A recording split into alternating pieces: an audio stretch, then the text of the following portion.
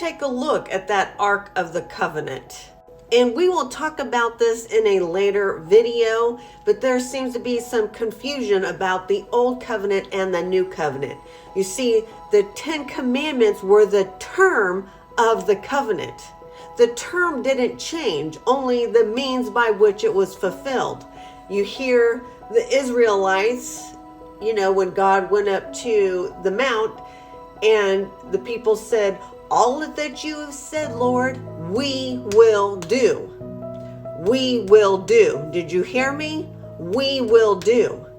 They did not do. But the new covenant is mentioned where? In the Old Testament. In fact, what we could not fulfill, God said that He will do. He will write them on our hearts and on our minds. But I digress. I just thought it was interesting that in the sanctuary pattern that pointed to Jesus, the Christ, that in the Holy of Holies is the Ark of the Covenant.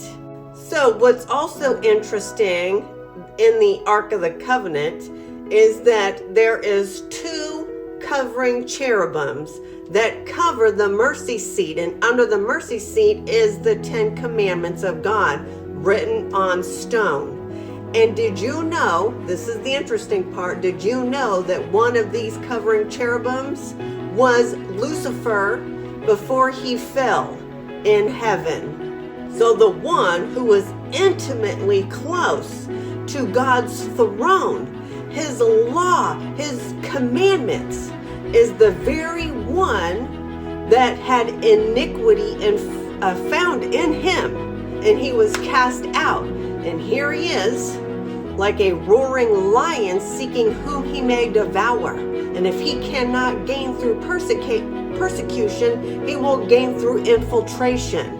You see, it's not enough that he will tell you that the commandments are not binding, but that he can also have the authority to change them. And this is a fulfillment of Daniel 7:25.